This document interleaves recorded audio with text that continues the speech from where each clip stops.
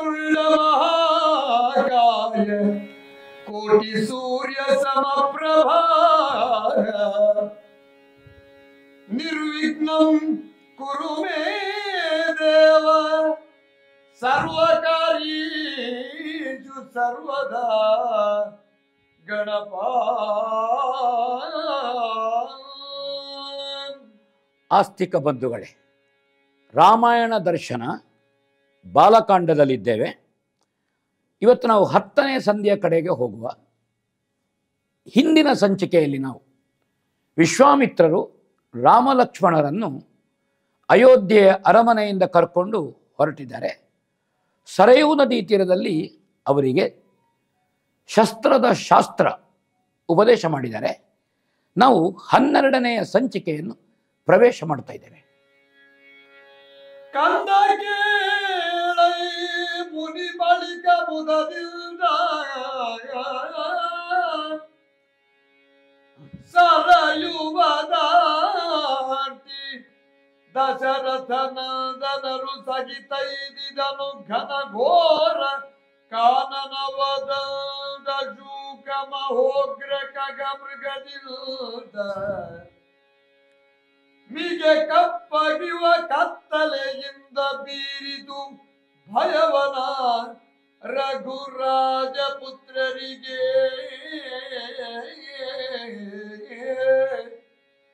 ಕತ್ತಲೆಯಿಂದ ಬೀರಿತು ಭಯವನು ಆ ರಘುರಾಜಪುತ್ರರಿಗೆ. ಕೇಳೋ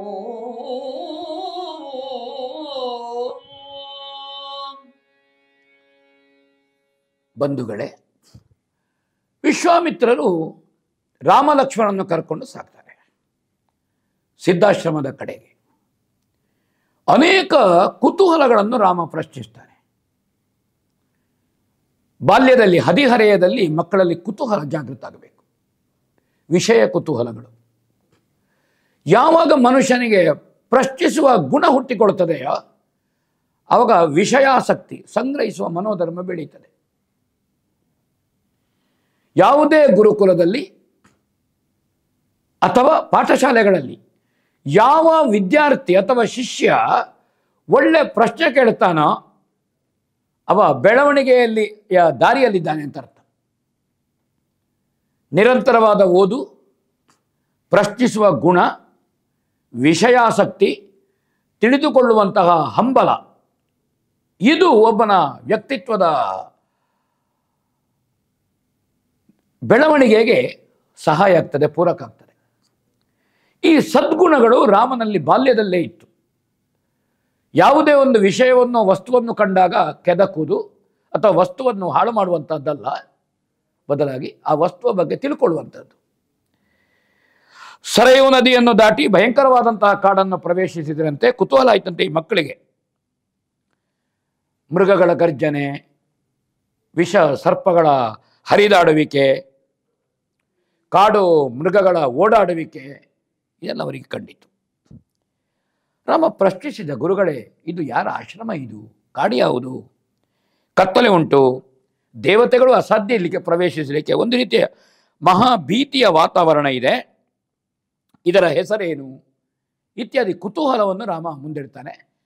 ವಿಶ್ವಾಮಿತ್ರರು ಹೇಳ್ತಾರೆ, ಕೇಳೋಣ. ಕಲುಷವದನ ಬಗರಿಸಲ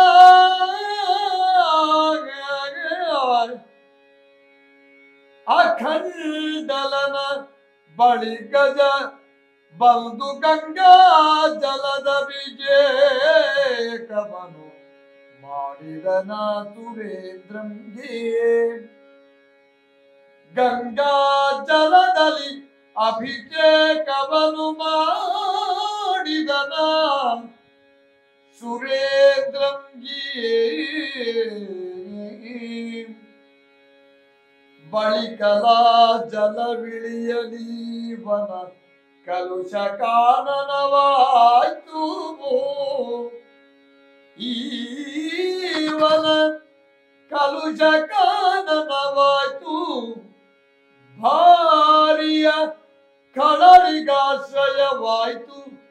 ನಮ್ಮ ಶ್ರಮಗೆ ಹಾಗೆಯಾಯ್ತು ರಾಮ. ಕಲುಷ ಕಾಂತಾರವಾಯ್ತು, ಕಳರಿಗಾಶ್ರಯವಾಯ್ತು ನಮ್ಮ ಶ್ರಮಕ್ಕೆ ಹಾಗೆಯಾಯ್ತು.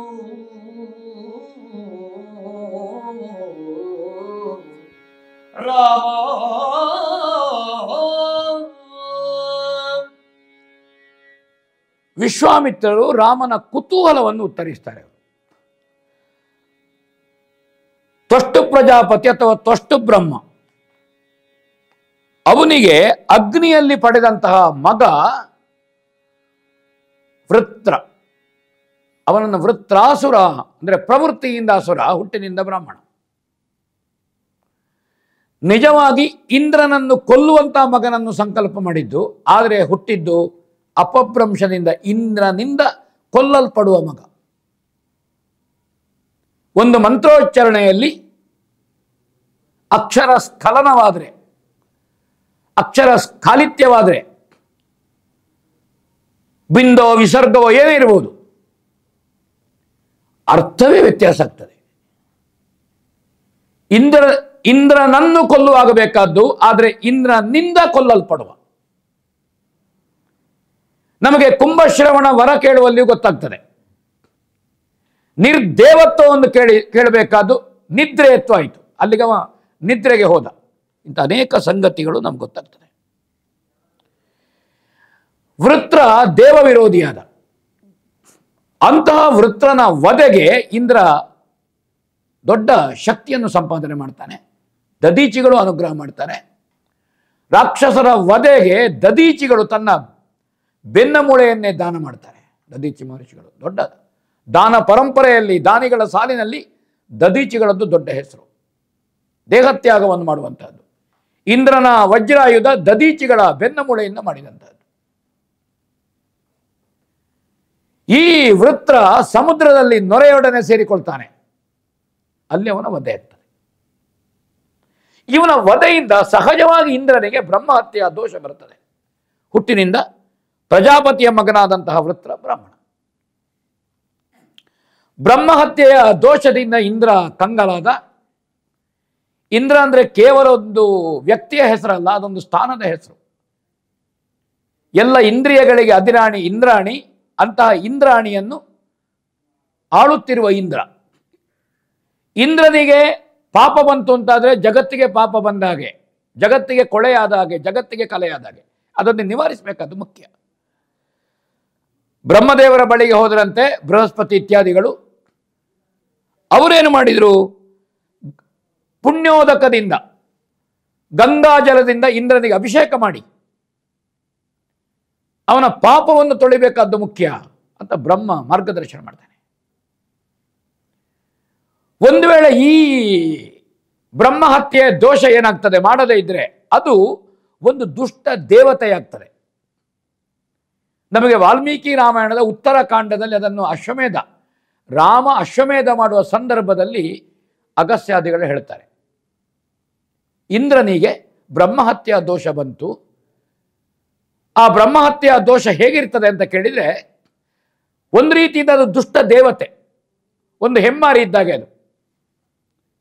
ಅದನ್ನು 4 ಪಾಲಾಗಿ ಹಂಚಿದ್ರಂತೆ. ನೀರಿನಲ್ಲಿ ಹಾವಸೆಯಾಗಿ ಹಂಚಿದ್ರು, ಭೂಮಿಯಲ್ಲಿ ಜೇಡಿ ಮಣ್ಣಾಗಿ ಹಂಚಿದ್ರು, ಮರದಲ್ಲಿ ಅಂಟು ಮೇಣವಾಗಿ ಹಂಚಿದ್ರು. ಉಳಿದದ್ದು ಬ್ರಹ್ಮಹತ್ಯೆ ಮಾಡಿದವನಲ್ಲಿ ಸೇರಿ ಹೋಗಲಿ ಅಂತ ಹೇಳಿದರು. ಇದರ ಪರಿಮಾರ್ಜನೆಗಾಗಿ ಆವಾಗ ಅಶ್ವಮೇಧವನ್ನು ಮಾಡಿದ ಇಂದ್ರ ಮತ್ತು ಅವನಿಗೆ ಅಭಿಷೇಕ ಮಾಡಿದ.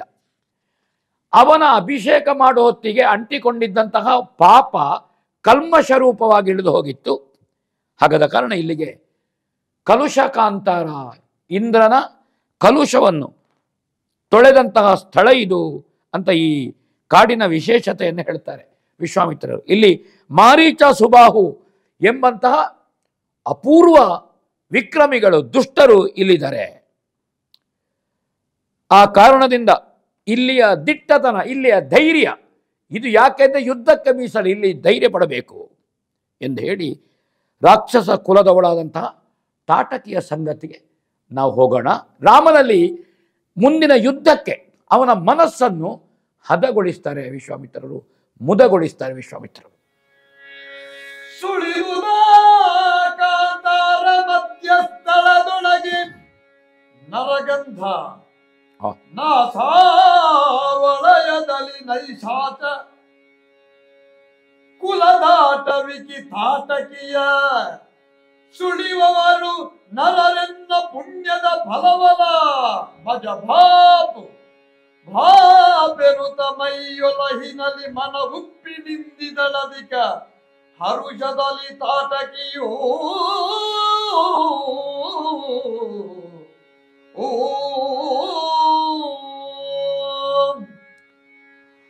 ತಾಟಕಿಯ ವೃತ್ತಾಂತವನ್ನು ಸೂಕ್ಷ್ಮವಾಗಿ ನಿಮ್ಮ ಗಮನಕ್ಕೆ ತರ್ತೇನೆ. ತಾಟಕಿ ಅಥವಾ ತಾಟಕ ಸುಕೇತು ಎಂಬಂತ ಒಬ್ಬ ಯಕ್ಷ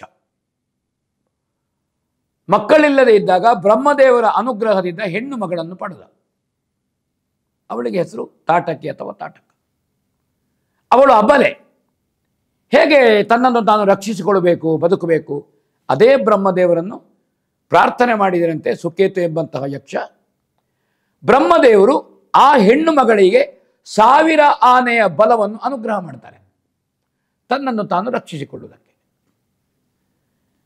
ವರ್ಷ ಕಳೆಯಿತು, ಹೆಣ್ಣು ಮಗಳು ದೊಡ್ಡವಳಾದ್ಲು. ಅವನಿಗೆ ಸುಂದನ, ಅದು ಸುಂದ ಅಂತಲೂ ಇದೆ, ಸುಂದನ ಎಂಬಂತಹ ಅವನ ಜೊತೆಗೆ ಮದುವೆ ಆಯಿತು. ಆಗಲೂ ಅವಳು ಕೆಟ್ಟವಳಲ್ಲ. ಈ ಸುಂದನ ಮತ್ತು ತಾಟಕಿಯ ದಾಂಪತ್ಯದಲ್ಲಿ ಮಾರೀಚ ಎಂಬ ಮಗನು ಹುಟ್ಟುತ್ತಾನೆ. ಅವನು ಕೆಟ್ಟವನಲ್ಲ ಆ ಸಂದರ್ಭದಲ್ಲಿ. ಆದರೆ ಇವರಿಗೆ ಆಮೇಲೆ ಏನಾಯಿತು ಅಂದರೆ ಋಷಿ ಮುನಿಗಳಿಗೆ ಹಿಂಸೆ ಕೊಡುವಂತಹದ್ದು, ತೊಂದರೆ ಕೊಡುವ ಅಭ್ಯಾಸ ಶುರುವಾಯಿತು. ಅದರಲ್ಲಿಯೂ ಪ್ರತ್ಯೇಕವಾಗಿ ಈ ತಾಟಕಿ ಇವಳು ರೂಪಾಂತರವನ್ನು ಮಾಡುತ್ತಿದ್ಲು. ಯಕ್ಷಿಣಿ ಎಂದರೆ ಯಕ್ಷವಿದ್ಯೆ ಇತ್ತು ಅವಳ ಹತ್ರ. ತಪೋನಿರತರಾದಂತಹ ಅಗಸ್ಯರ ತಪಸ್ಸನ್ನು ಕೆಡಿಸುವಂತಹದ್ದು, ಅವರಲ್ಲಿ ಕಾಮ ಪ್ರವೃತ್ತಿಯಿಂದ ವ್ಯವಹರಿಸುವಂತಹದ್ದಕ್ಕೆ ಮಾಡಿದ್ಲು. ಅಗಸ್ಯರಿಗೆ ಸಿಟ್ಟು ಬಂತು. ಯಜ್ಞಯಾಗಕ್ಕೆ ತೊಂದರೆ ಕೊಡುವುದಾ, ಕಾಮ ಯಾಚನೆಯನ್ನು ಮಾಡುವುದಾ? ಈ ಕಾಮುಕತನ ಸಹಿಸಲಿಕ್ಕಾಗಲಿಲ್ಲ. ನಿನ್ನ ಪ್ರವೃತ್ತಿ ಯಕ್ಷರಿಗೆ ಭೂಷಣವಾಗಿಲ್ಲ. ಒಂದು ತಾಮಸ ಪ್ರವೃತ್ತಿ, ಒಂದು ಕಾಮದ ಪ್ರವೃತ್ತಿ, ಕೆಟ್ಟ ಪ್ರವೃತ್ತಿ ಇದೆ. ನೀನು ರಾಕ್ಷಸಿಯಾಗಿ ಹೋಗು, ಕ್ರೂರಿಯಾಗು, ನೀನು ಮಾಂಸಭಕ್ಷಿಣಿಯಾಗು, ನರಮೇಧವನ್ನು ಮಾಡೋ ನರಭಕ್ಷಕಳಾಗು ಅಂತ ಶಾಪ ಕೊಟ್ಟರು ಅಗಸ್ಯರು.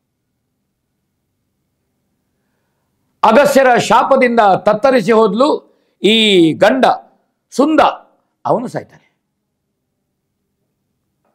2-3 ಕಥೆಗಳಿದೆ ಬೇರೆ ಬೇರೆ ರೀತಿಯಿಂದ. ಒಂದು ಮೂಲದಿಂದ ನಾನು ಹೇಳ್ತೇನೆ. ಹಾಗೆ ತಾಟಕಿ ರಾಕ್ಷಸಿಯಾದ್ಲು ಅಂತ ಹೇಳ್ತಾನೆ.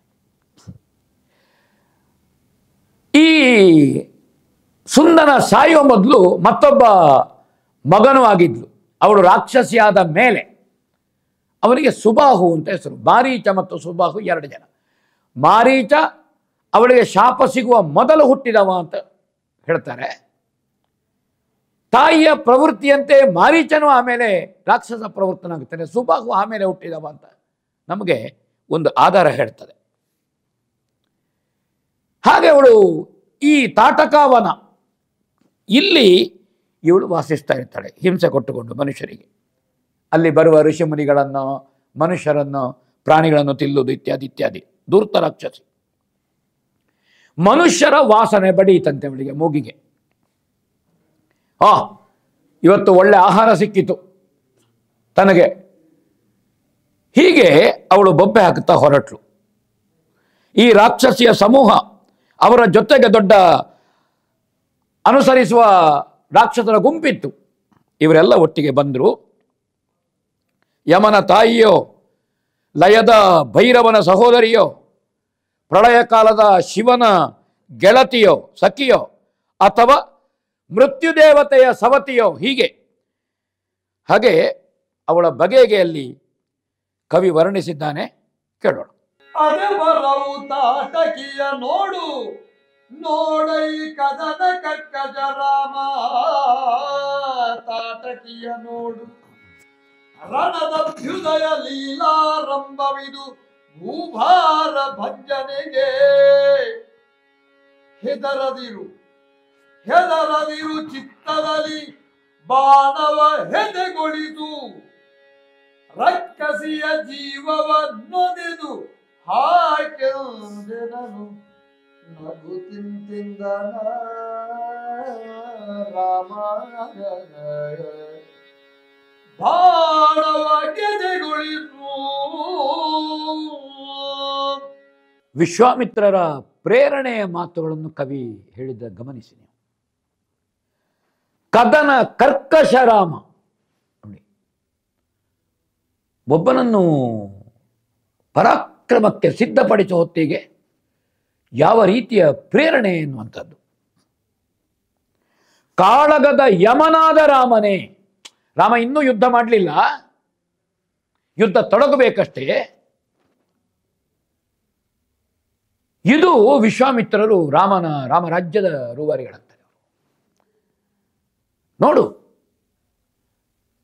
ಕದನ ಕರ್ಕಶನಾದ ರಾಮ, ಕದನದಲ್ಲಿ ಯಮ ಸದೃಶನಾದಂತಹ ರಾಮ. ನೋಡು, ಭೂಭಾರವನ್ನು ಇಳಿಸುವ ಉದ್ದೇಶದಿಂದ ನೀನು ಮಾಡಲಿರುವ ಯುದ್ಧದ ವಿಜಯ ಲೀಲೆ ಇದು. ನೋಡಿ, ಪ್ರೇರಣೆ ಕೊಡುವಂತಹದ್ದು. ಸುಮ್ಮನೆ ಒಂದು ರಾಕ್ಷಸಿಯನ್ನು ಕೊಲ್ಲುವುದು ಮುಖ್ಯ ಅಲ್ಲ ಇಲ್ಲಿ. ಇದು ಭೂಭಾರವನ್ನು ಇಳಿಸುವ ಕೆಲಸ ಇದು. ಅದಕ್ಕಾಗಿ ಇದು ವಿಜಯದ ಲೀಲೆ ಆರಂಭ ಇಲ್ಲಿ ಅಂತ ಅವರು ಹೇಳ್ತಾರೆ. ಅಭ್ಯುದಯ ಲೀಲೆಯನ್ನು ಇಲ್ಲಿಂದ ಆರಂಭಿಸು ರಾಮ. ನೀನು ಲೋಕದ ಅಭ್ಯುದಯದ, ಧರ್ಮದ ಅಭ್ಯುದಯದ, ಅಧರ್ಮದ ನಾಶದ ನಿನ್ನ ಲೀಲೆ ಏನುಂಟು ಇದನ್ನು ನೀನು ಇಲ್ಲಿಂದ ಆರಂಭಿಸು. ಪರೋಕ್ಷವಾಗಿ ರಾಮನನ್ನು ಎಚ್ಚರಿಸುವಂಥದ್ದು ನೀನು ಯಾರು ಅಂತ. ರಾಮಾಯಣದ ಉದ್ದಕ್ಕೂ ರಾಮ ತನ್ನನ್ನು ತಾನು ಮನುಷ್ಯ ಅಂತಲೇ ಹೇಳ್ತಾ ಸಾಕ್ತಾನೆ. ಎಲ್ಲಿಯೂ ತನ್ನ ದಿವ್ಯತೆಯ ಅನುಭವವನ್ನು ಪ್ರಕಟಪಡಿಸಲಿಲ್ಲ. ತನ್ನ ಮನುಷ್ಯ, ದಶರಥನ ಮಗ. ಭೂಭಾರ ಭಂಜನೆಗೆ ನೀನು ಹೆದರಬೇಡ, ಮನಸ್ಸಿನಲ್ಲಿ ಸ್ವಲ್ಪ ಅಂಜಬೇಡ, ಬಿಲ್ಲಿಗೆ ಬಾಣವನ್ನು ಹೂಡು, ರಾಕ್ಷಸಿಯ ಜೀವವನ್ನು ಒದ್ದೋಡಿಸು, ನೀನು ಯಾವ ದಾಕ್ಷಿಣ್ಯವೂ ಬೇಡ ಅಂತ ಹೇಳ್ತಾರೆ. ನಗುತ್ತಾ ರಾಮ ಬಹಳ ವಿನೀತನಾಗಿ ಮುಗುಳು ನಕ್ಕು ರಾಮನ ವಿಶ್ವಾಮಿತ್ರರತ್ತ ಪ್ರಶ್ನಿಸ್ತಾನೆ. ಹೆಂಗುಸಿವಳ ಹೆಂಗುಸಿವಳ ಅಸು ನುಚ್ಚುವುದಂಗವೇ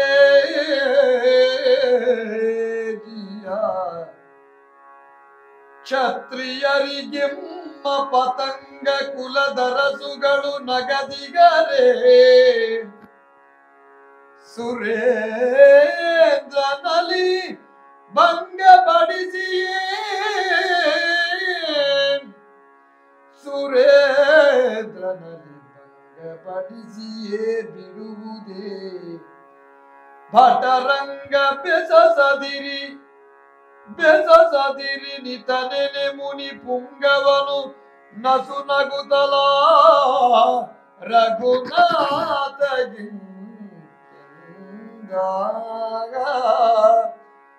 ಹೆಂಗುಸಿವಳಿ ವೇಳ ಇವಳ ಅಸು ನುಚ್ಚುವುದಂಗವೇ ಜಿಯ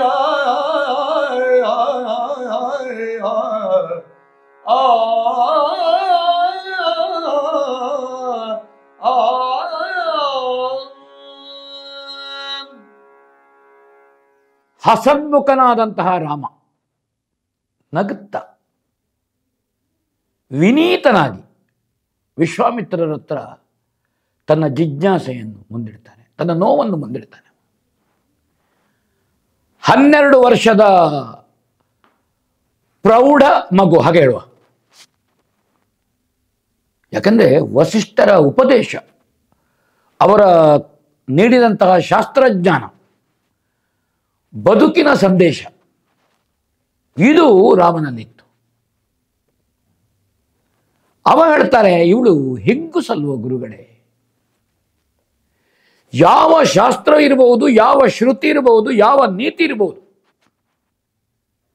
ಸ್ತ್ರೀವಧೆಯನ್ನು ಹೇಳಲಿಲ್ಲ. ಹೆಂಗೊಲೆ ಮಹಾಪಾಪ, ಅದು ನಿಷೇಧ. ಕ್ಷತ್ರಿಯರಾಗಿ ರಾಜಮನೆತನದವರಾಗಿ ಚಕ್ರವರ್ತಿ ಸಿಂಹಾಸನದ ಉತ್ತರಾಧಿಕಾರಿಯಾಗಿ ಉತ್ತರದಾಯಿತ್ವವುಳ್ಳವನಾಗಿ. ಇದು ನಮಗೆ ಕರ್ತವ್ಯ ಉಗ್ರ, ಇದು ಭೂಷಣವೇ ಹೇಳಿ ನೀವು, ನಾವು ಮಾಡಬಾರದು. ನಮ್ಮ ವಂಶದ ಹಿಂದಿನ ಚಕ್ರವರ್ತಿಗಳು ಹಿರಿಯರು ಆಗಿ ಹೋದವರು ಯಾರಿದ್ದಾರೆ? ಪ್ರಯತ್ನಕ್ಕೆ ಭಗೀರಥ, ಸಾಧನೆಗೆ ಸಗರ, ವೃತನಿಷ್ಠೆಗೆ ಅಂಬರೀಷ, ದಾನಕ್ಕೆ ರಘು, ಸತ್ಯಕ್ಕೆ ಹರಿಶ್ಚಂದ್ರ, ಶಿಬಿ ಇರಬಹುದು, ಮಾಂದಾತ ಇರಬಹುದು, ಮನು ಇರಬಹುದು, ಅಜ್ಜ ದಿಲೀಪಾದಿಗಳಿರಬಹುದು. ಎಷ್ಟು ಮಂದಿ ಇದ್ದಾರೆ.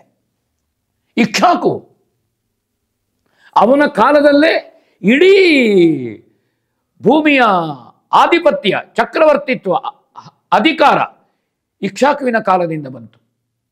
ಇಕ್ಷಾಕುಣ ಇಯಂ ಭೂಮಿ ಸ ಶೈಲ ವನಕಾನನ, ಇದೆಲ್ಲ ಬಂದಿದೆ. ಇವರೆಲ್ಲ ಇಂದ್ರನ ಸಭೆಯಲ್ಲಿದ್ದಾರೆ. ಇವರೆಲ್ಲ ಇಂದ್ರನ ಜೊತೆಗೆ ನನ್ನ ಈ ದುಷ್ಕೃತ್ಯದಿಂದ ನನ್ನನ್ನು ಪರಿಹಾಸ್ಯ ಮಾಡುವುದಿಲ್ವೇ ಗುರುಗಳೇ? ಅವರು ನಗಾಡುವುದಿಲ್ವೋ ಹೇಳಿ ನನ್ನನ್ನು? ಆ ಪೂರ್ವಜರು, ನಮ್ಮ ಮನೆತನದ ಹಿರಿಯರು ಮಾತ್ರ ಅಲ್ಲ, ಇದರಿಂದಾಗಿ ಏನಾಗ್ತದೆ, ಅವರು ಸ್ವರ್ಗದಲ್ಲಿದ್ದವರೆಲ್ಲ ಪತನ ಹೊಂದುತ್ತಾರೆ. ಇವಳನ್ನು ಅವಮಾನ ಮಾಡಿ ಕಳುಹಿಸುವುದು ಒಳ್ಳೆಯದಲ್ವೋ? ಸ್ತ್ರೀ ಹತ್ಯೆ ನಾ ಮಾಡಬಹುದಂದ್ರೆ ಹೆಣ್ತನಕ್ಕೆ ರಾಮ ಕೊಟ್ಟ ಗೌರವ ಅಪೂರ್ವವಾದದ್ದು. ಇದನ್ನು ಪ್ರಶ್ನಿಸ್ತಾನೆ. ವಿಶ್ವಾಮಿತ್ರರು ಏನು ಹೇಳ್ತಾರೆ ಕೇಳೋಣ. ಎಲೆಕ ಕುತ್ಸದ ಕೇಳು ಲೋಕವ ಗಿಳಿವಳಿವಳಂದದಲ್ಲಿ ಕಿಲ್ದನ ಬಲಿಯ ತಂಗಿ ಬಳಿಕ ದೂರಾಯ್ತವಳ ದೆಸೆಯಿಂದ ಬಲ ವಿರೋಧಿಗೆ ಕೇಳಿದೈ ಕಡುಗಲಿಯ ಗೆಲಿದನು ಶಕ್ರನವಳನು ಕೊಲೆಗೆ ಕೊಕ್ಕರಿಸಿದನೆ ಕಾಲಗ್ರೀವ ಮೃತ್ಯುವಿನಾಯ ರಾಮ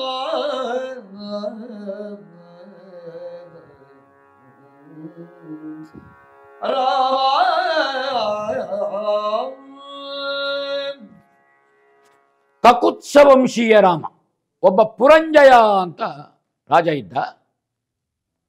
ಆ ಸಂದರ್ಭದಲ್ಲಿ ದೇವತೆಗಳು ದುಷ್ಟರ ನಿವಾರಣೆಗೆ ಪುರಂಜಯನ ಹತ್ರ ಅಪೇಕ್ಷೆಯನ್ನು ವ್ಯಕ್ತಪಡಿಸ್ತಾರೆ. ಆಕಾಶ ಮಾರ್ಗದಲ್ಲಿ ಸಂಚರಿಸುವಂತೆ ನನ್ನಲ್ಲಿ ವಾಹನದ ವ್ಯವಸ್ಥೆ ಇಲ್ಲ, ಹೇಗೆ ಹೋಗುವುದು ಅಂತ ಕೇಳ್ತೇನೆ. ಆ ಸಂದರ್ಭದಲ್ಲಿ ಗೂಳಿಯ ಆಕಾರದಿಂದ, ಎತ್ತಿನ ಆಕಾರದಿಂದ ದೇವೇಂದ್ರ ಬರ್ತಾನೆ. ಅವನ ಕುತ್ತಿಗೆಯನ್ನು ಏರಿ ದೇವತೆಗಳ ಸಂಕಷ್ಟವನ್ನು ನಿವಾರಣೆ ಮಾಡ್ತಾನೆ ಪುರಂಜಯ. ಹಾಗಾದ ಕಾರಣ ಅವನಿಗೆ ಕಕುತ್ಸ ಅಥವಾ ಕಾಕುತ್ಸ ಅಂತ ಹೆಸರು ಬಂತು. ಅವನ ವಂಶದವ ನೀನು, ದೇವಧರ್ಮಕ್ಕೆ ಧಾರ್ಮಿಕತೆಗೆ ಸಹಾಯ ಮಾಡಬೇಕಾದ್ದು ನಿಮಗೆ ಕರ್ತವ್ಯ ಅಂತ ಎಚ್ಚರಿಸ್ತಾನೆ. ಒಂದು ಪ್ರಕರಣವನ್ನು ನೆನಪಿಸ್ತಾನೆ. ಒಬ್ಬ ಚಕ್ರವರ್ತಿ ಬಲಿಗೊಬ್ಬಳು ತಂಗಿ ಇದ್ಲು, ದುಷ್ಟೆ ಆದವಳು. ಅವಳು ಲೋಕಕಂಟಕಿಯಾದ್ಲು. ಇಂದ್ರ ಅವನಿಗೆ ದೂರು ಬಂದ ಕಾರಣ ಇಂದ್ರ ಅವಳನ್ನು ಕೊಲ್ತಾನೆ. ಭೃಗುಪತ್ನಿಯಾದಂತಹ ಖ್ಯಾತಿ ದೇವಿಯನ್ನು ಮಹಾವಿಷ್ಣು ಕೊಲ್ತಾನೆ. ಯಾಕೆಂದ್ರೆ ರಾಕ್ಷಸರಿಗೆ ಆಶ್ರಯ ಕೊಟ್ಟದ್ದು, ತಮಾಸುರಾದಿಗಳಿಗೆ, ಸೋಮಕಾದಿಗಳಿಗೆ. ಹೆಣ್ಣು ರೂಪ ಎನ್ನುವುದೇ ರಕ್ಷಣೆ ಅಲ್ಲ, ಅದು ರಕ್ಷಣೆಗಿದ್ದದ್ದಲ್ಲ, ಅದಕ್ಕೆ ಕರ್ತವ್ಯ ಉಂಟು. ಹೆಣ್ತನ, ಮಾತೃತ್ವ, ತಾಯ್ತನ ಅದು ಮುಖ್ಯ. ತಾಟಕಿಯಲ್ಲಿ 1000 ಆನೆಯ ಬಲ. ಅವಳು ಏನು ಮಾಡಿದ್ಲು? ಆ ಬಲದಿಂದ ಧರ್ಮವನ್ನು ಉಳಿಸುವಂತಹದ್ದು, ಸಜ್ಜನ ಪೋಷಣೆ ಇದನ್ನು ಮಾಡಲಿಲ್ಲ. ಈ ಬಲದಿಂದ ಅವಳು ಕೆಟ್ಟವಳಾದ್ಲು. ಋಷಿಮುನಿಗಳನ್ನು ತಿನ್ನುವುದು, ಯಜ್ಞಕಂಟಕ್ಕೆ ಆಗುವುದು. ತಾಯಿಯಾದವಳು ಒಳ್ಳೆ ಮಕ್ಕಳನ್ನು ಹೆತ್ತುಕೊಡಬೇಕು. ತಾನು ಹೆತ್ತ ಮಕ್ಕಳು ಒಳ್ಳೆಯವರಲ್ಲ, ಮಾರೀಚ ಸುಬಾಹು ಅವರು ಕೆಟ್ಟವರೇ. ಇದು ಭೂಮಿಗೆ ವಿಪತ್ಕಾರವನ್ನು ಯಾರು ಕೊಡ್ತಾರೋ ಅವರನ್ನು ಸಂಹರಿಸುವುದು ರಾಜನೀತಿ ಅಂತ ಹೇಳ್ತಾರೆ ವಿಶ್ವಾಮಿತ್ರ. ಸಜ್ಜನ ಶ್ರೇಷ್ಠರನ್ನು ರಕ್ಷಿಸುವಂತಹದ್ದು ರಾಜನೀತಿ. ಎಷ್ಟು ಮಂದಿ ಋಷಿಗಳಿದ್ದಾರೆ. ಲೋಕ ಕಲ್ಯಾಣವಾದ ಯಜ್ಞವನ್ನು ನಾವು ಮಾಡ್ತಾ ಇದ್ದೇವೆ. ರಾಜನ ಆಡಳಿತದ ಪ್ರದೇಶದಲ್ಲಿ ಯಾರೇ ಯಜ್ಞ ಮಾಡಲಿ ಅದರ 6ನೇ 1 ಪುಣ್ಯ ಭಾಗ ರಾಜನಿಗೆ ಸಲ್ತದೆ. ಆ ರಾಜಮನೆತನ ಯಜ್ಞವನ್ನು ಸಂರಕ್ಷಿಸುವ ಹೊಣೆ ಇದೆ. ಯಜ್ಞಯಾಗಗಳು, ತಪಸ್ಸು ಇದೆಲ್ಲ ಲೋಕ ಕಲ್ಯಾಣಾರ್ಥವಾಗಿ ಆಗುವಂತಹದ್ದು. ಪೂಜೆ, ಹೋಮ, ಹವನಾದಿಗಳು ಒಂದು. ಇನ್ನೊಂದು, ನೀನು ಯಜ್ಞ ಸಂರಕ್ಷಣೆಗಾಗಿ ಬಂದಿದ್ದೀರಾಮ. ಇದು ನಿನಗೆ ರಾಜಧರ್ಮ. ಯಜ್ಞ ಸಂರಕ್ಷಣೆಗೆ ನೀನು ಬಂದರೆ ಅವಳು ಯಜ್ಞ ಕಂಟಕಿ. ಇಲ್ಲಿ ನೀನು ಹೆಣ್ಣು ಅಂತ ನೋಡ್ಲಿಕ್ಕಿಲ್ಲ. ಯಾಕೆಂದ್ರೆ ಯಜ್ಞ ಸಂರಕ್ಷಣೆ ಮಾಡಬೇಕಾದ್ದು ರಾಜಧರ್ಮ. ಇಲ್ಲಿ ಗುರು ಲಘುವನ್ನು ನೋಡಬೇಕು. ಪ್ರಧಾನವಾದಂತಹ ಕರ್ತವ್ಯ ಮತ್ತು ಧರ್ಮವನ್ನು ಉಳಿಸುವುದಕ್ಕೆ ಪ್ರಧಾನವಲ್ಲದ ಕೆಲಸವನ್ನು ಮಾಡಿದರೆ ಅಪರಾಧ ಇಲ್ಲ. ಉದಾಹರಣೆಗೆ, ಒಂದು ತೆಂಗಿನ ಮರವನ್ನು ಉಳಿಸಬೇಕು ಅಂತಾದರೆ 2 ಬಾಳೆ ಗಿಡವನ್ನು ಕಡಿಬಹುದು, ಅಪರಾಧ ಇಲ್ಲ. ಯಾಕೆಂದ್ರೆ ದೀರ್ಘ ಫಲ ಕೊಡುವ ತೆಂಗಿನ ಮರ ಉಳಿಯುತ್ತದೆ. 1 ಗೊನೆ ಹಾಕಿ ಸಾಯುವ ಬಾಳೆ ಕಡಿದ್ರೆ ದೋಷ ಇಲ್ಲ. 2 ಪ್ರಾಣಿಗಳೇ. ಒಂದು ಹಸು ಹಾಲು ಕೊಡುವಂತಹದ್ದು, ಇನ್ನೊಂದು ಸಾಧುವಾದಂತಹ ಜಿಂಕೆ ಅಂತ ಆಲೋಚನೆ ಮಾಡುವ ನಾವು. ಒಂದು ಲೋಕನ್ಯಾಯ ನಾ ಹೇಳ್ತಾ ಇದ್ದೇನೆ. 2 ಒದ್ದಾಡ್ತಾ ಉಂಟು ವಿಲಿವಲನೆ, ಪ್ರಾಣೋತ್ಕ್ರಮಣ ಸ್ಥಿತಿಯಲ್ಲಿದೆ. ಪ್ರವಾಹದಲ್ಲೇ ಇರಬಹುದು ಅಥವಾ ಯಾವುದೇ ವಿಷಯದಲ್ಲಿ ಇರಬಹುದು. ಮೊದಲು ರಕ್ಷಿಸಬೇಕಾದ ಯಾವುದನ್ನು? ಹಸುವನ್ನು ರಕ್ಷಿಸಬೇಕು. ಅದರಲ್ಲಿ ದೇವತಾ ಸಾನ್ನಿಧ್ಯ ಇದೆ, ಅದು ಹಾಲು ಕೊಡ್ತದೆ. ಗಾವೋ ಮೇ ಮಾತರ ಸಂತು ಗಾವೋ ಮೇ ಪಿತರ ಸಂತು ಗವಾಂಗೇಶು ತಿಷ್ಟಂತಿ ಭುವನಾನಿ ಚತುರ್ದಶ. ಆಪದ್ಧರ್ಮ ಹೇಗಿರ್ತದೆ ಅಂತ ಕೇಳಿದ್ರೆ, ತೀರ್ಥ ಸ್ನಾನ ಮಾಡಿ ಮಡಿಯುಟ್ಟು ದೇವರ ಪೂಜೆಗೆ ಕಲಶವನ್ನು ಹೊತ್ತುಕೊಂಡು ಹೋಗ್ತಾನೆ ಒಬ್ಬ ಮಡಿವಂತ. ದೇವಸ್ಥಾನದ ಅಂಗಳದಲ್ಲಿ ಮಗು ಜಾರಿ ಬೀಳುತ್ತದೆ. ಅದು ಯಾವುದೇ ಮಗು ಇರಬಹುದು. ಮಗುವನ್ನು ಮುಟ್ಟಿದ್ರೆ ಸ್ನಾನ ಮಾಡಬೇಕು, ದೇವರ ಪೂಜೆ ವಿಳಂಬ ಆಗ್ತದೆ. ಅವಾಗ ಆಲೋಚನೆ ಮಾಡಲಿಕ್ಕಿಲ್ಲ. ಆಪಧರ್ಮ ಜಾರಿ ಬಿದ್ದ ಮಗುವನ್ನು ಎತ್ತಬೇಕು, ಅದು ದೇವರ ಕೆಲಸ. ಸ್ನಾನ ಮಾಡಿ ಮತ್ತೆ ಪೂಜೆಗೆ ಹೋಗುವ, ವಿಳಂಬ ಆದರೆ ಇದು ದೇವರ ಕೆಲಸ. ಆ ಮಗುವನ್ನು ಎತ್ತದೆ ಅವ ಪೂಜೆ ಮಾಡಿದ ಅಂತಾದ್ರೆ ಅದರಲ್ಲಿ ಪುಣ್ಯ ಇಲ್ಲ. ಮಗುವನ್ನು ಎತ್ತಿದ್ರೆ ಅಲ್ಲಿಯೇ ಪುಣ್ಯ ಉಂಟು. ಈ ಲೋಕನ್ಯಾಯಗಳೇನಿದೆ ಇದರಂತೆ ಅವ ಹೇಳ್ತಾನೆ ವಿಶ್ವಾಮಿತ್ರರು, ಸಂದೇಹವೇ ಬೇಡ, ಪಾರಮಾರ್ಥಿಕವಾದಂಥ ವಿಷಯವೇ ನೀನು ಆಲೋಚನೆ ಮಾಡಬೇಡ. ಇಲ್ಲಿ ಅವಳು ಕೆಟ್ಟವಳು, ಅವಳು ಅಬಲೆಯಲ್ಲ, ಇನ್ನೊಬ್ಬರ ಅವಲಂಬನ ಬೇಡ. ಅವರು 1000 ಬಲದ ಆನೆಯನ್ನು ಯಜ್ಞ ಕಂಟಕಕ್ಕಾಗಿ ವಿನಿಯೋಗಿಸ್ತಾಳೆ, ಬಾಕಿದ್ದವರ ಜೀವಹರಣಕ್ಕೆ ಉಪಯೋಗಿಸ್ತಾಳೆ, ಸಾಧುಗಳನ್ನು ಕೊಲ್ತಾಳೆ. ಅವಳಿಗೆ ಹೆಣ್ಣು ಗಂಡು ಅಂತ ವ್ಯತ್ಯಾಸವೇ ಇಲ್ಲ, ಎಲ್ಲರನ್ನು ಕೊಲ್ಲುವುದೇ. ಋಷಿವಧುಗಳನ್ನು ಮತ್ತೆ ಋಷಿಕುಮಾರನನ್ನು ಕೊಲ್ಲುವುದೇ ರಾಮ. ಇದು ನಿನಗೆ ಕರ್ತವ್ಯದ ಕರೆ. ಯಾಕಂದ್ರೆ ಒಂದು ಮಾತು ವಾಲ್ಮೀಕಿಗಳ ಹಿಂದೆ ಹೇಳ್ತಾರೆ, ಕೌಸಲ್ಯ ಸುಪ್ರಜಾ ರಾಮ ಪೂರ್ವ ಸಂಧ್ಯಾ ಪ್ರವರ್ತತೆ ಉತ್ತಿಷ್ಟ ನರ ಶಾರ್ಧೂಲ ಕರ್ತವ್ಯಂ ದೈವಮಾಹ್ನಿಕಂ. ಕೌಸಲ್ಯ ಮಗನಾದ ಸುಪ್ರಜೆಯಾದ ಸತ್ಪ್ರಜೆಯಾದ ರಾಮನೇ, ಪೂರ್ವ ದಿಕ್ಕಿನಲ್ಲಿ ಸೂರ್ಯೋದಯ ಆಗ್ತಾ ಇದೆ. ಸಂಧ್ಯಾ ಪ್ರವರ್ತತೆ, ಉತ್ತಿಷ್ಟ 7 ಮಲಗಿದ ರಾಮನನ್ನೇ. ನರ ಶಾರ್ದೂಲ, ನರ ಶ್ರೇಷ್ಠನೇ, ಶಾರ್ದೂಲ ಸದೃಶವಾದ ವಿಕ್ರಮ ಉಳ್ಳವನೇ,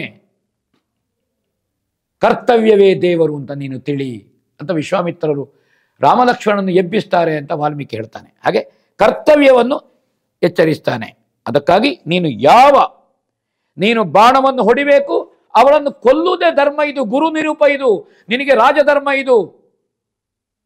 ಹಾಗೆ ರಾಮನನ್ನು ವಿಶ್ವಾಮಿತ್ರರು ಹೇಗೆ ಧರ್ಮಾಧರ್ಮಗಳ ಸಂಘರ್ಷದ ಸಂದರ್ಭದಲ್ಲಿ ವಿಶ್ವಾಮಿತ್ರರು ಎಚ್ಚರಿಸ್ತಾರೆ ಎನ್ನುವುದನ್ನು ಕವಿ ಸೊಗಸಾಗಿ ನೋಡ್ತಾನೆ.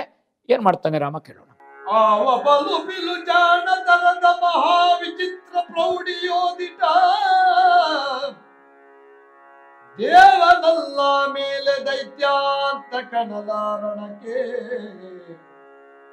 ಆ ಉದರಿದ ತಗ್ಗೆ ಗಗನದ ದೇವತತಿ ಕೊಂಡಾಡೆ ತಲೆ ಘನರಾವದಲ್ಲಿ ನೆಲ ಕುರುಳಲೆಚ್ಚನು ಘೋರ ತಾಟಕಿ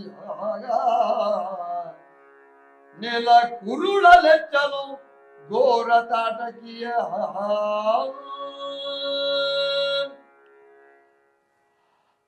ಅವಳು ಮುಂದೂಕಿಕೊಂಡು ಬಂದು ವಿಶ್ವಾಮಿತ್ರರ ಯಾಗದ ಮೇಲೆ ಅವಳು ಕೊಳಕುಗಳನ್ನು, ಹೇಸಿಗೆಗಳನ್ನು, ಬಂಡೆಕಲ್ಲುಗಳನ್ನು ಎಸಲಿಕ್ಕೆ ಪ್ರಯತ್ನ ಪಡ್ತಾಳಂತೆ. ವಿಶ್ವಾಮಿತ್ರರಿಗೆ ಶಕ್ತಿ ಕುಂದುವಂತೆ ಅವಳು ಹೊಡೆಯುವ ಪ್ರಯತ್ನ ಮಾಡ್ತಾಳೆ. ಅವ್ರು ಹೇಳಿದೆ, ಊಳಿಗೆದವಳ ಮಗಳೇ ತೊಲಗು, ಬದಿಗೋಗು, ಬ್ರಾಹ್ಮಣರ ಮೇಲೆ ಕೈ ಹಾಕಬೇಡ.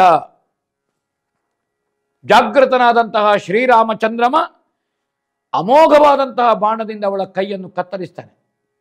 ಆದರೂ ಆ ಒಂಟಿ ಕೈಯಲ್ಲಿ ಅವರ ಮೇಲೆ ಅವಳು ಎರಗಿ ಬೀಳ್ತಾಳೆ.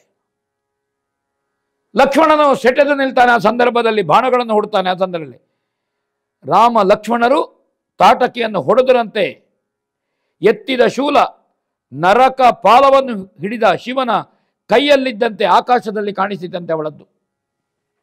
ಶೂಲ ಹಿಡಿದ್ರವಳು ಯಮನ ಬಳಿಯಲ್ಲಿ ಬಿದ್ದಿತು ಅಂತ ಹೇಳ್ತಾಳೆ. ಅವನ ಬಿಲ್ಲು ವಿದ್ಯಾ ಪ್ರೌಢಿಮೆ, ಪರಾಕ್ರಮ ಏನುಂಟು, ನೈಪುಣ್ಯ ಏನುಂಟು, ಮಹಾಕೌಶಲ ಏನುಂಟು, ಅವನು ಸಾಕ್ಷಾತ್ ವಿಷ್ಣುವಲ್ವೇ ಅಂತ ಕವಿ ಹೇಳ್ತಾನೆ.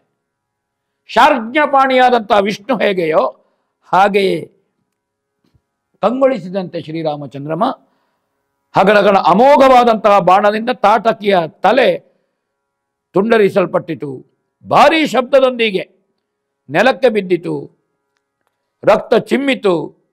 ಅವಳ ದೇಹ ಒದ್ದಾಡುತ್ತಾ ವಿಲವಿಲನೆ ಹೊರಳಾಡ್ತಾ ಸತ್ತು ದೇವತೆಗಳು ನಗಾರಿ ಬಾರಿಸಿದ್ರಂತೆ ದೇವಲೋಕದಲ್ಲಿ. ದೇವತಾಸ್ತ್ರೀಯರು ರಘುರಾಮನ ತಲೆಯ ಮೇಲೆ ಹೂಮಳೆಯನ್ನು ಸುರಿಸಿದ್ರಂತೆ. ವಿಶ್ವಾಮಿತ್ರ ಮುನಿಗಳು ಅತ್ಯಂತ ರೋಮಾಂಚನಗೊಂಡು ಸಂತೋಷದಿಂದ ದೇವೋತ್ತಮನಾದಂತಹ ಈ ಭಗವಂತನನ್ನು ರಾಮನನ್ನು ಆಲಿಂಗಿಸಿಕೊಂಡ್ರು ಅಂತವರು ಹೇಳ್ತಾರೆ. 10ನೇ ಸಂಧಿ ಮುಗಿಯಿತು. 11ನೇ ಸಂಧಿಯ ಪ್ರವೇಶ ಮಾಡೋಣ. ಕೇಳಿದರು ರಘುವಂಶ ಲಕ್ಷ್ಮೀ ಲೋಲ ಈ ವನವಾರದೆಂದು ವಿಶಾಲ ವಿಜ್ಞಾವಿನುತ ವಿಶ್ವಾಮಿತ್ರ ಮುನಿವರನ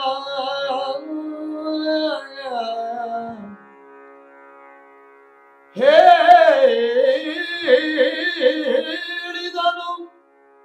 ಬಳಿಕರಿ ವಿನೋದದ ದೇಳುವಿಯ ಸುರವಲ್ಲಭನ ಕಟ್ಟೂಣಿಗದ ಕಶ್ಯಪ ಮುನೀಂದ್ರನ ಪೂರ್ವ ಸಂಗತಿಯ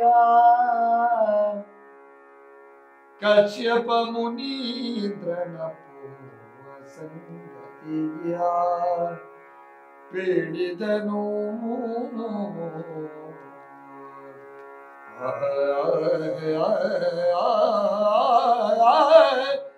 ಪೇಳಿದನು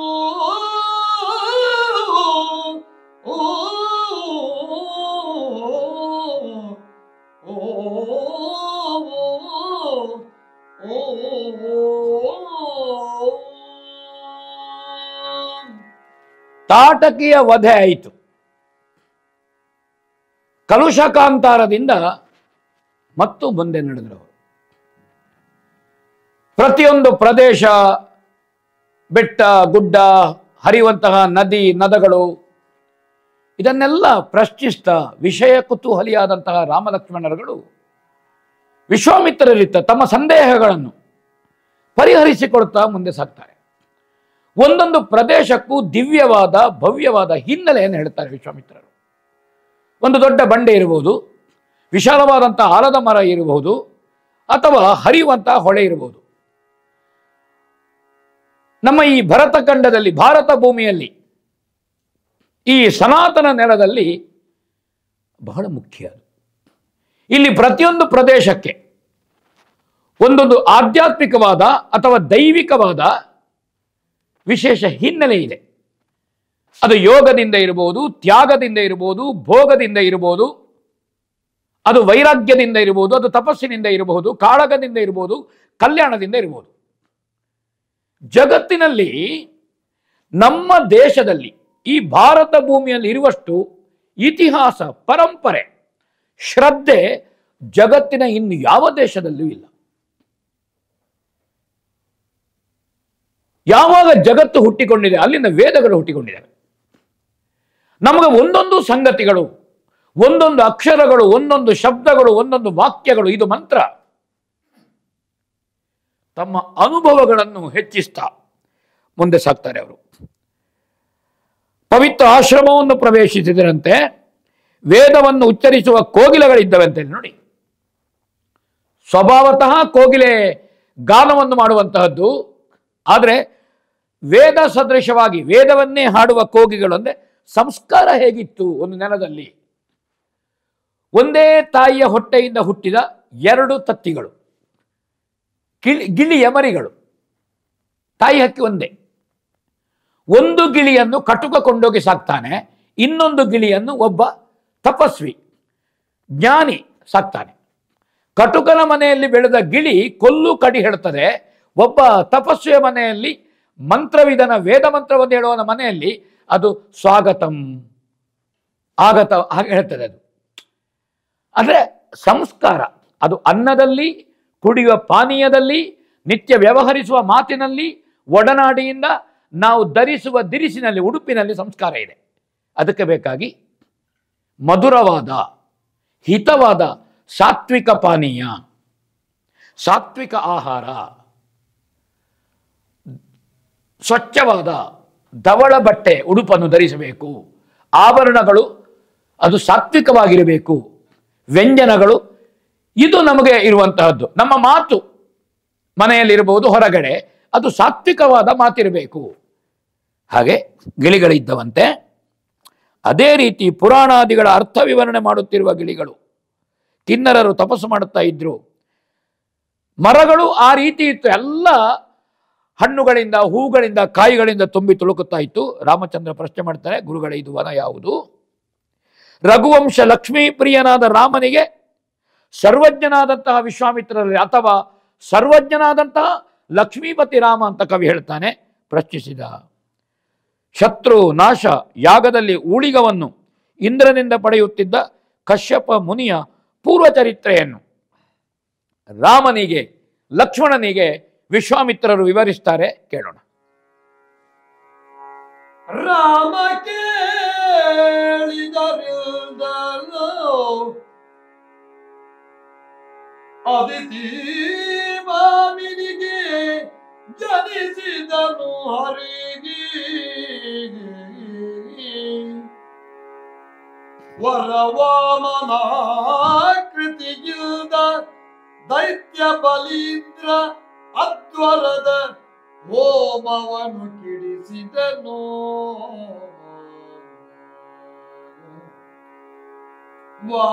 ವಾಮನಾಕೃತಿಯಿಂದ ದೈತ್ಯ ಬಲೀಂದ್ರ ನದ್ವರದ ಹೋಮವನ್ನು ಕೆಡಿಸಿದನು. ಬಳಿಕಿ ಭೂಮಿಯನ್ನು ಕೊಂಡಾಗಲ ಸುತ್ರಾಮಗೊಡರಿಸಿದಂದವನು ವಿರಚಿಸಿದನ.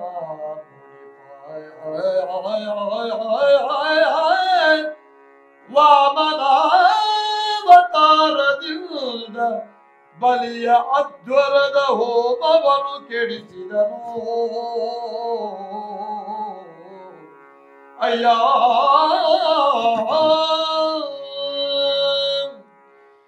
ಈ ಪ್ರದೇಶಕ್ಕೆ ಅಂದರೆ ಈ ಸಿದ್ಧಾಶ್ರಮಕ್ಕೆ ಒಂದೊಂದು ಪೌರಾಣಿಕವಾದಂತಹ ಹಿನ್ನೆಲೆ ಇದೆ. ಬಲಿಯ ಪರಾಕ್ರಮದಿಂದ, ದಾರ್ಷ್ಟ್ಯದಿಂದ ದೇವತೆಗಳು ಕಂಗೆಟ್ಟಾಗ ಅದಿತಿ ದೇವಿ ಕಶ್ಯಪ ಬ್ರಹ್ಮನನ್ನು ಕೇಳ್ತಾಳೆ. ತನ್ನ ಮಕ್ಕಳು ದೇವತೆಗಳು ನೊಂದು ಹೋಗಿದ್ದಾರೆ ಬಲಿಯ ಪರಾಕ್ರಮದಿಂದ, ದೌರ್ಜನ್ಯದಿಂದ. ಆ ಸಂದರ್ಭದಲ್ಲಿ ಕಶ್ಯಪರು ಅದಿತಿ ದೇವಿಗೆ ಪಯೋವೃತವನ್ನು ಉಪದೇಶ ಮಾಡುವಂತಹದ್ದು. ಭಗವಂತನೇ ಉಪದೇಶ, ಭಗವಂತನನ್ನು ಪ್ರತ್ಯಕ್ಷ ಮಾಡ್ತಾರೆ, ಭಗವಂತನ ಹೇಳ್ತಾನೆ, ಪಯೋವೃತದ ಉಪದೇಶ ಮಾಡ್ತಾನೆ. ಅಮಾವಾಸ್ಯೆಯ ದಿವಸ ರಾತ್ರಿ ಹಂದಿಯಿಂದ ತಿವಿಯಲ್ಪಟ್ಟಂತಹ ಮಣ್ಣನ್ನು ಪೂಸಿಕೊಳ್ಳಬೇಕು. ಮರುದಿವಸ ಪಾಡ್ಯದಿಂದ ಪ್ರತಿಪದೆ ಶುದ್ಧ ಪಾಡ್ಯ ಅಲ್ಲಿಂದ ತೊಡಗಬೇಕು ವೃತ. 12 ದಿವಸ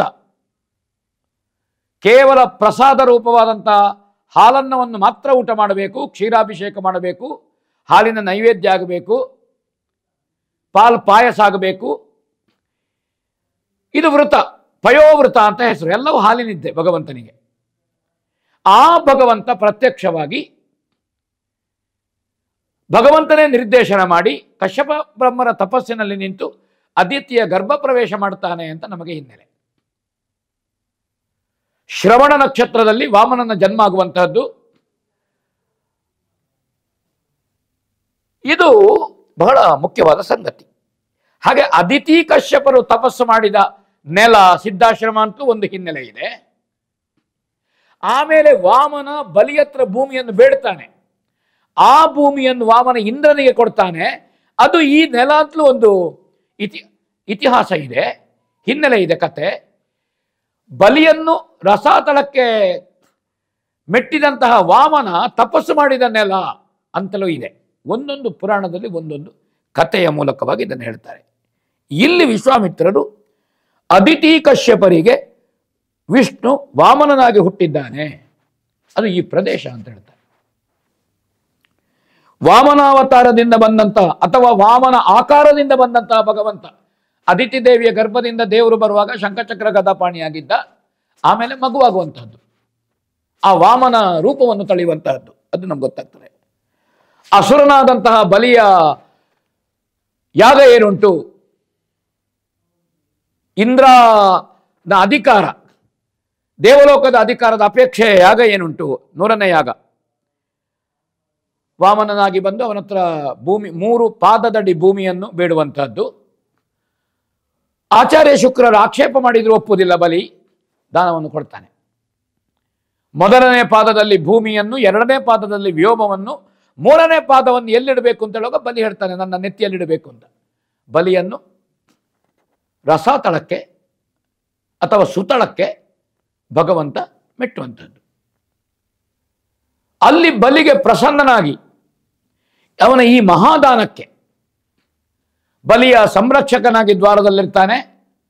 ಸೂರ್ಯ ಸಾವರಣಿಯಲ್ಲಿ ಇಂದ್ರ ಪದವಿಯನ್ನು ಅನುಗ್ರಹಿಸ್ತಾನೆ. ಇದು ಕಥೆಯ ಹಿನ್ನೆಲೆ. ಹಾಗಣ ಭಗವಂತನಿಗೆ ಬಲಿ ಕೊಟ್ಟ ಭೂಮಿ ಇದು, ದಾನ ಮಾಡಿದ ಭೂಮಿ ಇದು. ವಾಮನ ತಪಸ್ಸು ಮಾಡಿದ ಭೂಮಿ ಇದು. ಕಶ್ಯಪ ಬ್ರಹ್ಮರು ತಪಸ್ಸು ಮಾಡಿದ ಭೂಮಿ. ಹಾಗಣ ಕಶ್ಯಪ ಬ್ರಹ್ಮರು ಸಿದ್ಧರಾದ, ಭಗವಂತ ಸಿದ್ಧನಾದ, ವಾಮನ ಸಿದ್ಧನಾದಂತಹ ಭೂಮಿ ಇದು. ಸಿದ್ಧಾಶ್ರಮ ಇದು, ಇದು ಆಶ್ರಮ ಪ್ರದೇಶ. ಈ ವನ ಕಶ್ಯಪ ಮುನಿಗಳ ಅಪೇಕ್ಷೆಯಂತೆ ಇದು ನಮಗೆ ಸಿದ್ಧಿಸಿದೆ. ಇದು ತಪೋವನ, ಇದು ಯಾಗಭೂಮಿ, ಇದು ತಪೋಭೂಮಿ, ಇದು ತ್ಯಾಗಭೂಮಿ ಅಂತ ಅವರು ವಿಶ್ವಾಮಿತ್ರರು ಈ ಸಿದ್ಧಾಶ್ರಮದ ಹಿನ್ನೆಲೆಯನ್ನು ಹೇಳ್ತಾರೆ. ಹಾಗೆ ತಪೋ ಸಂಪತ್ತಿಗೆ ಒಡೆಯನಾದಂತಹ ವಿಶ್ವಾಮಿತ್ರ ಪರ್ಣಶಾಲೆಗೆ ಪ್ರವೇಶ ಮಾಡಿ ರಾಮ ಲಕ್ಷ್ಮಣರನ್ನು ಕರ್ಕೊಂಡು ಬರ್ತಾನೆ ಅಲ್ಲಿಗೆ. ಮುಂದೆ ಕೇಳೋಣ. ನೆರಗಿದನು ಮಖಸಾಧನದ ಪರಿಪರಿಯ ಸಕಲ ದ್ರವ್ಯವನು ವಿಸ್ತರಣವಾದವು ಯಜ್ಞಶಾಲ ವೀಥಿಗಳು ಬಳಿಕ ಚರುಪುರೋಡಾಚಾರ್ಯ ದರ್ಬಾಂಕುರ ಸಮಿಕ್ಕುಶ ತಿಲಗಳಲ್ಲಿ ಗೋಚರಿಸಿತ ಹವನೀಯ ವೈದಿಕ ಲೌಕಿಕೋಕ್ತಿಯಲಿ ನೆರಗಿದನು ಮಖ ಸಾಧನದ ಪರಿಪರಿಯ ಸಕಲ ದ್ರವ್ಯದ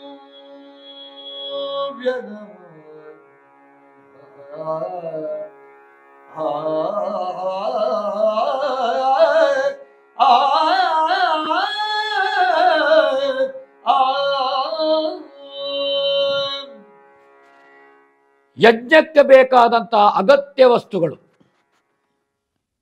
ಕರ್ಮಗಳಲ್ಲಿ ಅತ್ಯಂತ ಶ್ರೇಷ್ಠವಾದದ್ದು ಯಜ್ಞ, ತ್ಯಾಗಭೂಯಿಷ್ಠವಾದದ್ದು. ಇದನ್ನು ನಮಮ ಆಜ್ಯ ಇರ್ಬೋದು, ಸಮಿತಿ ಇರ್ಬೋದು, ಹವಿಸ್ಸುಗಳಿರ್ಬೋದು, ಚರು ಪುರೋಡಾಶಾದಿಗಳು, ಬೆರಳ ತುದಿಯಿಂದ ಇದ ನಮಮ. ಇದು ನನ್ನದಲ್ಲ. ಪೂರ್ಣ ಮೋಹವನ್ನು, ಕಾಮವನ್ನು ತ್ಯಾಗ ಮಾಡುವಂಥದ್ದು. ಎಲ್ಲಿವರೆಗೆ ನಮ್ಮಲ್ಲಿ ಮೋಹ ಕಾಮಗಳಿದೆಯೋ ಅಲ್ಲಿವರೆಗೆ ಫಲಪ್ರಾಪ್ತಿ ಇಲ್ಲ.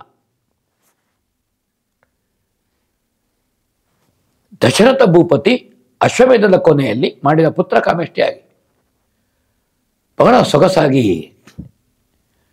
ನಮ್ಮ ಜ್ಞಾನಿಗಳು ಋಷಿಗಳು ಹೇಳಿದ್ದಾರೆ. ತನ್ನಲ್ಲಿದ್ದ ಪುತ್ರ ಕಾಮವನ್ನೇ ಹೋಮ ಮಾಡಿದನಂತೆ. ಬಹಳ ಮುಖ್ಯ ಅದು. ಇಲ್ಲಿ ಏನೇನು ಸಿದ್ಧತೆ ನಡೆಯಿತು ಅಂತ ಕೇಳಿದರೆ, ಸಾಲು ಸಾಲಾಗಿ ಯೋಜನ ವಿಶಾಲವಾದಂತಹ ಯಾಗಶಾಲೆಗಳಿತ್ತಿಲ್ಲಿ. ಚರು, ಪುರೋಡಾಶ, ತುಪ್ಪ, ದರ್ಬೆ, ಸಮಿತ್ತು, ಎಳ್ಳು, ಹೋಮದ್ರವ್ಯಗಳು ಇದೆಲ್ಲ ಅಗ್ನಿ ವೇದಿಯ ಸಮೀಪದಲ್ಲಿ ತುಂಬಿಸಿಟ್ಟಿದ್ದಾರೆ. ವೇದೋಕ್ತ ರೀತಿಯಲ್ಲಿ ಲೌಕಿಕವಾಗಿ ಆಹವನೀಯ ಅಗ್ನಿಯನ್ನು ಪ್ರತಿಷ್ಠಾಪನೆ ಮಾಡಿದ್ರಂತೆ. ದೇವತೆಗಳಿಗೆ ಹವಿಸ್ಸನ್ನು ಕೊಡುವ ಅಗ್ನಿ ಅದು.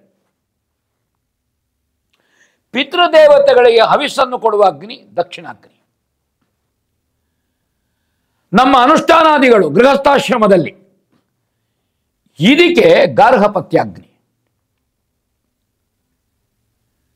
ದೇಹಾವಸಾನದ ಬಳಿಕ ಏನು ಶವ ಸಂಸ್ಕಾರದಲ್ಲಿ ಕೊಡುವಂತಹ ದೇಹ ದಹನದ ಅಗ್ನಿ ಕ್ರವ್ಯಾದ ಅಗ್ನಿ.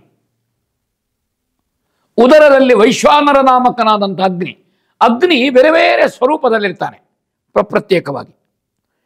ಅನಂತರ ಅಧ್ವರ್ಯಗಳನ್ನು, ಋತ್ವಿಜರನ್ನು, ಹೋತೃಗಳನ್ನು, ಉದ್ಗಾತ್ರಗಳನ್ನು ಹೋಮಿಸುವವರು, ಮಂತ್ರ ಹೇಳುವವರು ಬೇರೆ ಬೇರೆ ವಿಭಾಗದಲ್ಲಿ.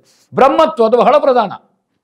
ಯಾಗಾಂಗಗಳು ಅಲ್ಲಿ ಇರುವಂತಹ ಯಾವುದಾದರೂ ತಪ್ಪುಗಳಾದರೆ ಅದನ್ನು ಹೇಳುವವರು, ಅದಕ್ಕೆ ಪ್ರಾಯಶ್ಚಿತ್ತವನ್ನು ಹೇಳುವವರು, ಹೀಗೆ ಎಲ್ಲ ಅಂಗಗಳ ಎಲ್ಲ ವಿಭಾಗಗಳ ತಿಳುವಳಿಕೆ ಉಳ್ಳಂತಹ ಮಹಾಜ್ಞಾನಿಗಳು ಬ್ರಹ್ಮತ್ವದಲ್ಲಿರಬೇಕಾದ್ದು.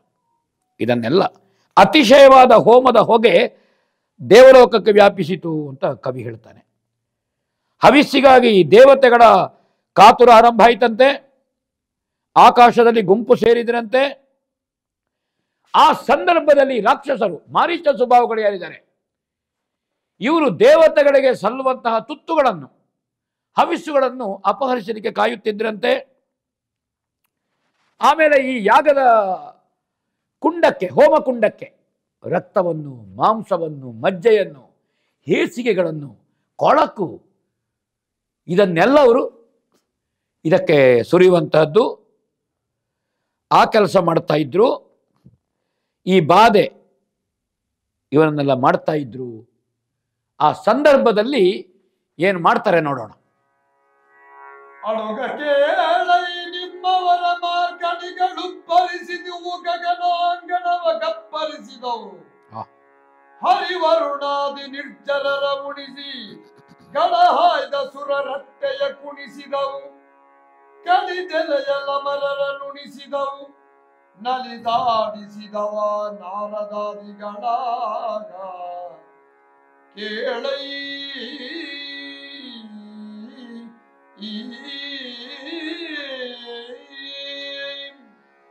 ವಾಲ್ಮೀಕಿಗಳು ಕುಶಲವರಿಗೆ ಬಹಳ ಸೊಗಸಾಗಿ ಹೇಳುತ್ತಾರೆ.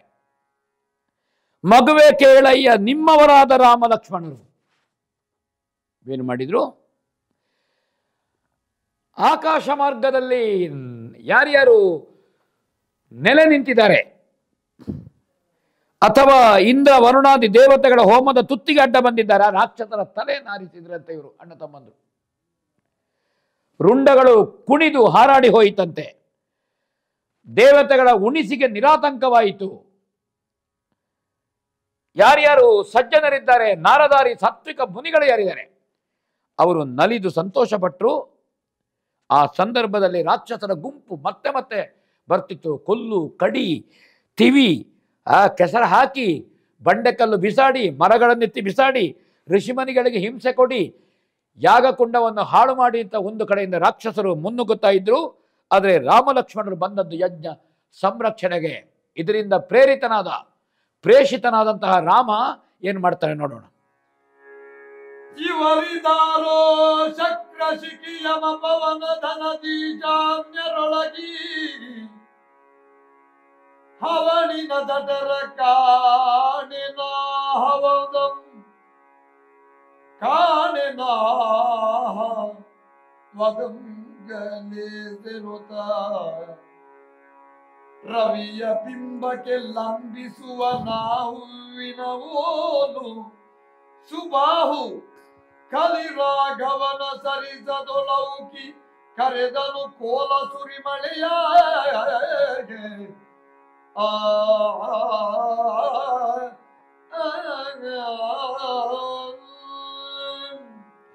ರಾಕ್ಷಸರಿಗೆ ಆಶ್ಚರ್ಯ ಆಯಿತು.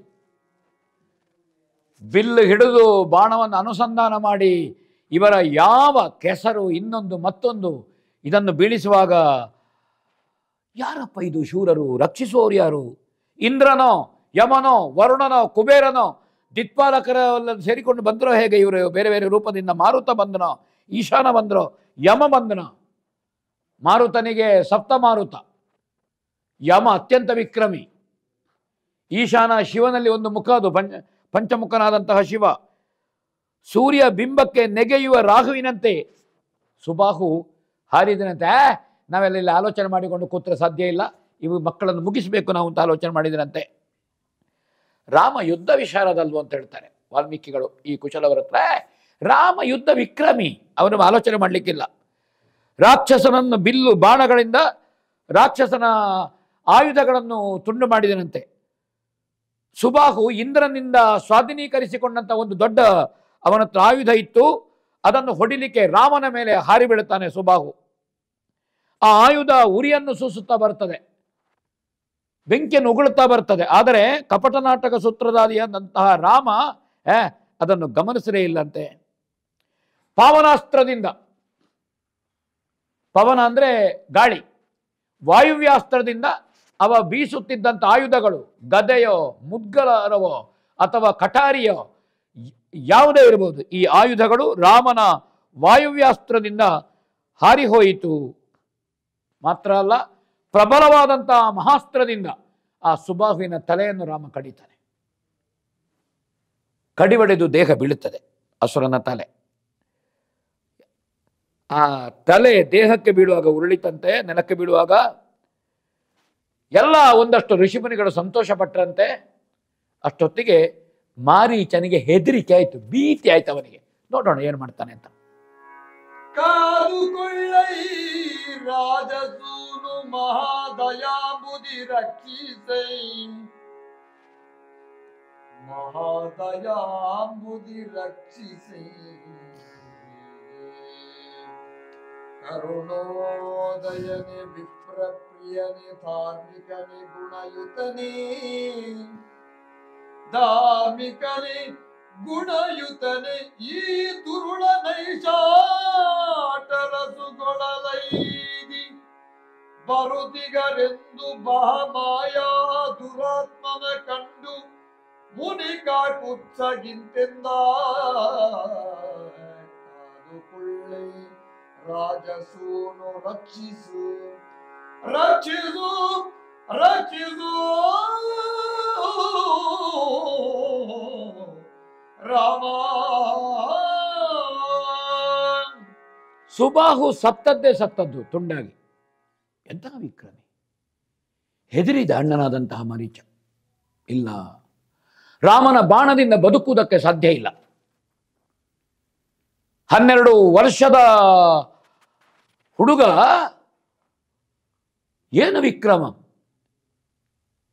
ಯಾವ ರಾಕ್ಷಸರ ವಿದ್ಯಮಾನಗಳು ನಡೀಲಿಲ್ಲ, ಅವನ ಅನುಚರರು ಸತ್ತು ಬೀಳ್ತಾ ಇದ್ದಾರೆ.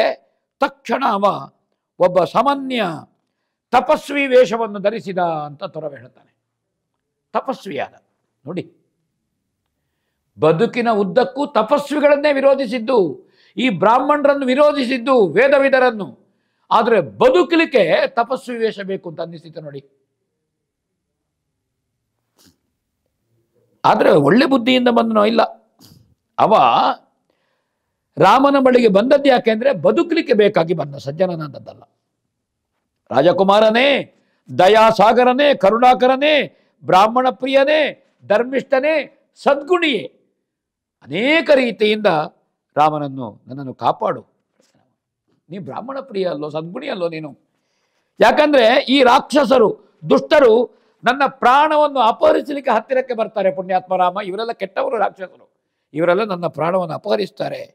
ರಾಮನ ಬಳಿಗೆ ಬರುವ ದುಷ್ಟ ಮಾಯಾವಿಯನ್ನು ಕಂಡು ವಿಶ್ವಾಮಿತ್ರ ಹೇಳಿದ್ರಂತೆ, ರಾಮಭದ್ರ, ಇವನ ಮಾತಿಗೆ ನೀನು ಕಿವಿ ಕೊಡಬೇಡ. ಮಹಾಸ್ತ್ರವನ್ನು ಪ್ರಯೋಗಿಸು. ಇವ ಮಹಾ ಮೋಸ ಬಲವ. ಇವ ಸುಬಾಹುವಿನ ತಮ್ಮ, ಇವ ಮಾರೀಚ, ಇವ ಶಿವ ಬ್ರಹ್ಮ ಮೊದಲಾದವರನ್ನು ಲಕ್ಷಿಸುವವನಲ್ಲ. ಇವ ಮಹಾಗರ್ವಿ, ಇವ ಯಜ್ಞ ಧ್ವಂಸಿ, ಇವ ಸಜ್ಜನರನ್ನು ತಿಂದು ಮುಗಿಸ್ತಾನೆ ಇವ ಅಂತ ವಿಶ್ವಾಮಿತ್ರರು ಹೇಳಿದರು. ನೀ ದಾಕ್ಷಿಣ್ಯವೇ ಮಾಡಬೇಡ ಅಂತ. ರಾಮನ ಸಹೃದಯತೆಯನ್ನು ಗಮನಿಸಿಲ್ಲಿ ಕೇಳೋಣ. ಆದಡೆಯು ಬ್ರಹ್ಮವನು ಮರುಗುಂಡೈದಿದರ ವಧಿಸುವುದು ಲೌಕಿಕ ವೈದಿಕದ ಮತವಲ್ಲ. ವಧಿಸುವುದು ಲೌಕಿಕ ವೈದಿಕದ ಮತವಲ್ಲ, ಮನುಕುಲದವರ ಪಥವಲ್ಲ. ಹೋದ ಮೈಯಲಿ ಹೋಗಲೆನುತ ಕೃಪೋದಯನು ನಗುತ ನಿಲಚರದಿಂದೂದಿದನು ಜಲನಿಧಿಯ ತೆಂಕಣ ತೀರಕ ಖಳನ.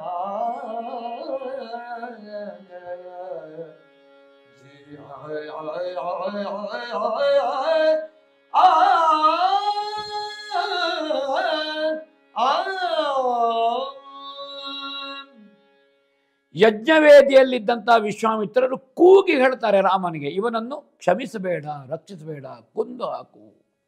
ಆದರೆ ವಸಿಷ್ಠ ಶಿಷ್ಯನಾದಂತಹ ರಾಮ, ಮನುವಂಶೀಯನಾದ ರಾಮ, ಹರಿಶ್ಚಂದ್ರನ ಪರಂಪರೆಯುಳ್ಳಂತಹ ರಾಮ, ಅಂಬರೀಷನ ಹಿನ್ನೆಲೆಯುಳ್ಳಂತಹ ರಾಮ, ದಶರಥಾತ್ಮಜನಾದ ರಾಮ.